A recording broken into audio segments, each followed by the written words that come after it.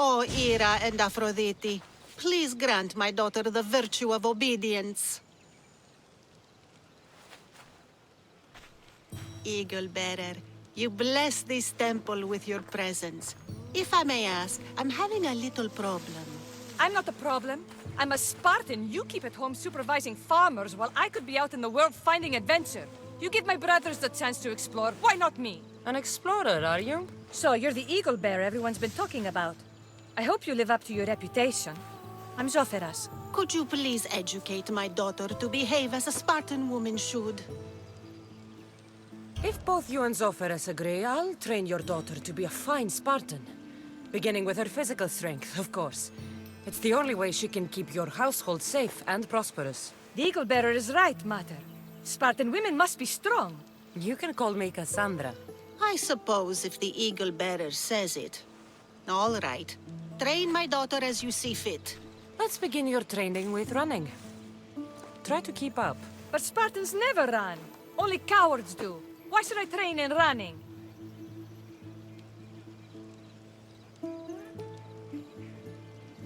Strong legs mean you'll thrust your spear with more force. And yours do seem very strong.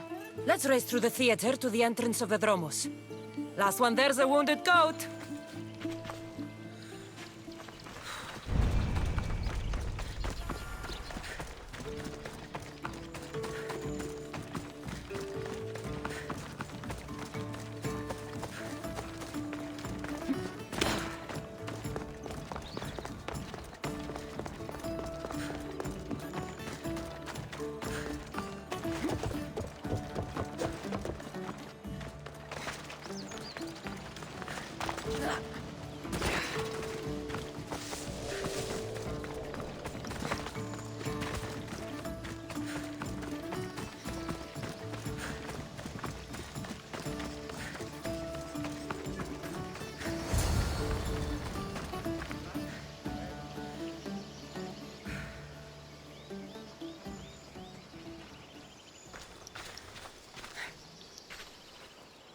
Glad you could make it. I'll get you next time. Now we'll race horses. But not like they do in athletic games. We'll make our own course. Horses?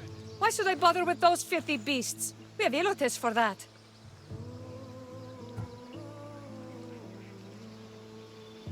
Horses are beasts of muscle and power. You'll never understand until you hold one between your thighs. Well, when you put it that way, ride on. Let's race to the bridge south of Sparta. Ready? Go!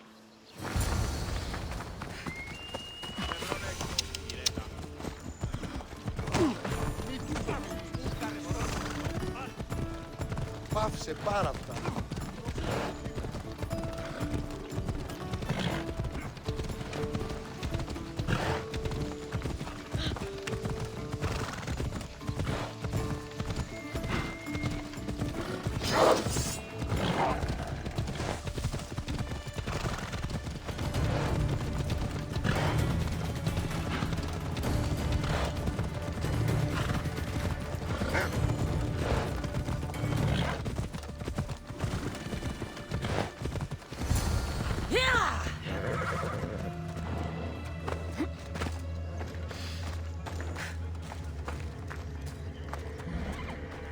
That's how you master a beast. That was more speed than mastery. How are my lessons so far, Zoferas? Not bad. But why did you decide to teach me anyway? Don't you have more exciting things to do? Treasures to find, tyrants to depose.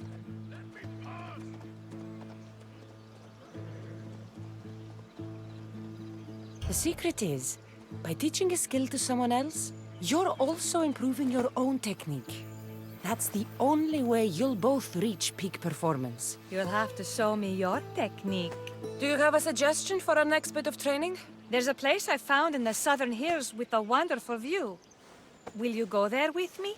I like the view already, but let's go. So, does that bird follow you everywhere? Icaros? Yes, he likes to keep an eye on me. Are you jealous? If you don't mind being watched, I don't either. Did Zeus give you any special powers? You know, Achilles got invulnerability, Heracles the strength of a god. If you know the old stories, you know what Zeus is especially good at. If you have that kind of talent, just call me Pandora.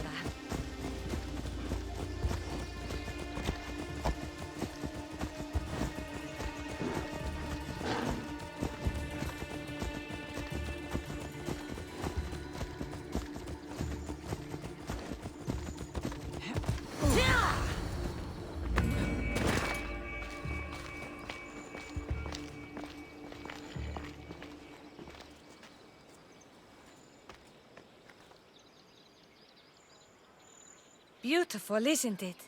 Absolutely. I think I'm beginning to understand you, Cassandra. Are you? Tell me, who do you think I am? You answer my questions with such passion and authority. You like being in charge, don't you? You might be right. But really, why did you bring me out here? I thought we could continue with some more intensive training, Cassandra. If you've got some energy left. Well then, let's begin our advanced lessons.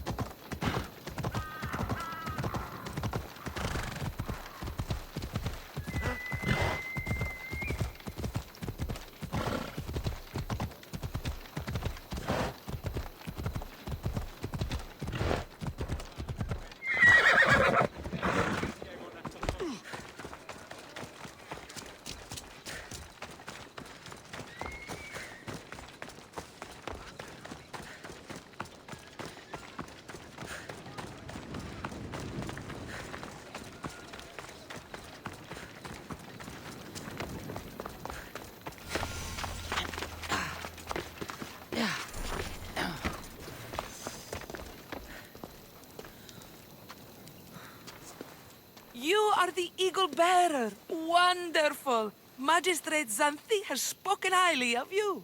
Very kind of her. So here's the thing. My children have promising futures, but they refuse to learn and study.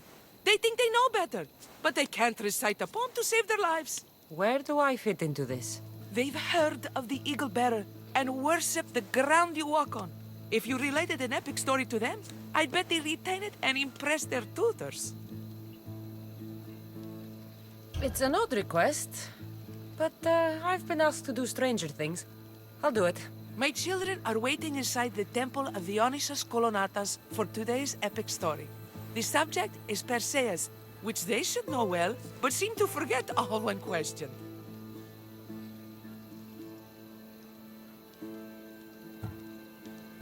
Perseus? I know his story well, as if we were cousins, both raised at the base of Mount Olympus. Do not fear. I will hold your children fast with my tail.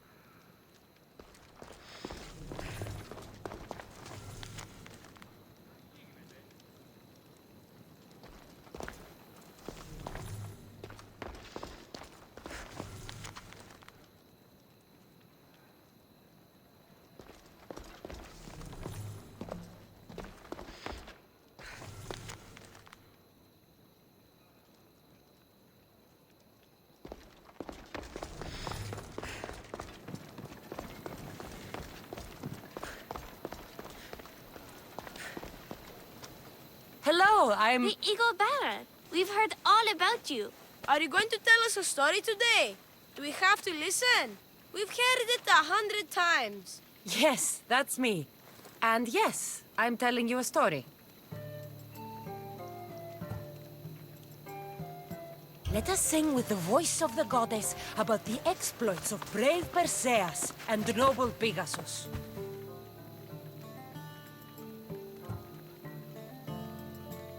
Acrisius, the king of Argos, was not a good man. He had one child, a daughter, Danae. Bitter that he had no son, he went to the oracle of Delphi and heard a prophecy that chilled him. Ooh, what was it? The oracle said Acrisius would be killed by his grandson. But Danae was unmarried and childless at the time. To protect himself, he locked Danae in a bronze room open only to the sky. Ooh! However, mighty Zeus saw the girl and fell in love with her. He transformed into a golden shower and seduced her. Danae gave birth to a son, Perseus. I knew it. King Acrisius couldn't kill the boy for fear of angering Zeus. So he put his daughter and grandson in a wooden crate and tossed them into the wild sea to be drowned. How horrid! Poor Perseus. Perseus and his mother Danae were rescued on the island of Seriphus. And Perseus grew up under the care of a kindly fisherman, Dictys. Lucky them. Did the gods help? Maybe. Perseus learned to swim and ride and fight, and how to be good and just, even though his father was only a fisherman. I can do all those things too. Good for you.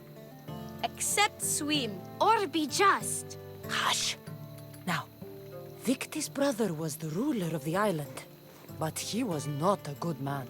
He's scum.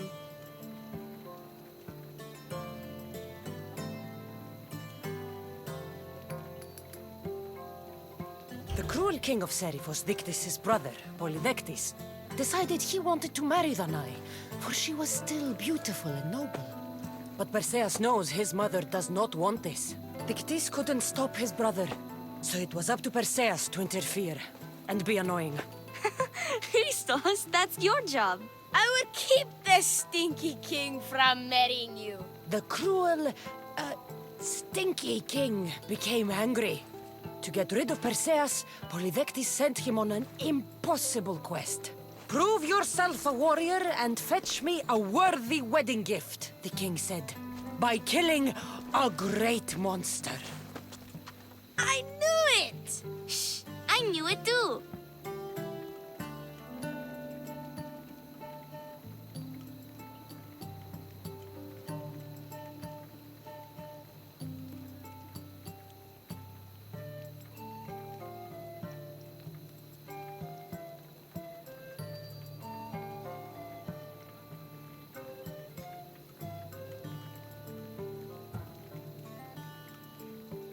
Polydectes told Perseus to bring back the head of Medusa, the Gorgon whose gaze could turn anyone who looked into her eyes to stone. Ah! Polydectes knew that Medusa would be Perseus' death. That stinker! But the evil king did not know Perseus was favored by the gods. Hermes gifted Perseus with winged sandals and a silver sickle, and Athena gave him a bronze shield, polished, mirror bright. Perseus flew to Medusa's lair and used the shield to watch her reflection. He cut off her head with the sickle of Hermes. As she died, the winged foal Pegasus sprang from her neck. Yes! Flying home, Perseus found the maiden Andromeda chained on the Ethiopian cliffs, waiting to be sacrificed to the baleful sea monster Ketos. Perseus used Medusa's head to turn Ketos to stone, rescued Andromeda, and married her. Take that, Ketos! Perseus returned home to find King Polydectes relentlessly pursuing Danae. They quarreled, and Perseus showed the king his wedding gift. When he saw Medusa's head, Polydectes turned to stone. Yes!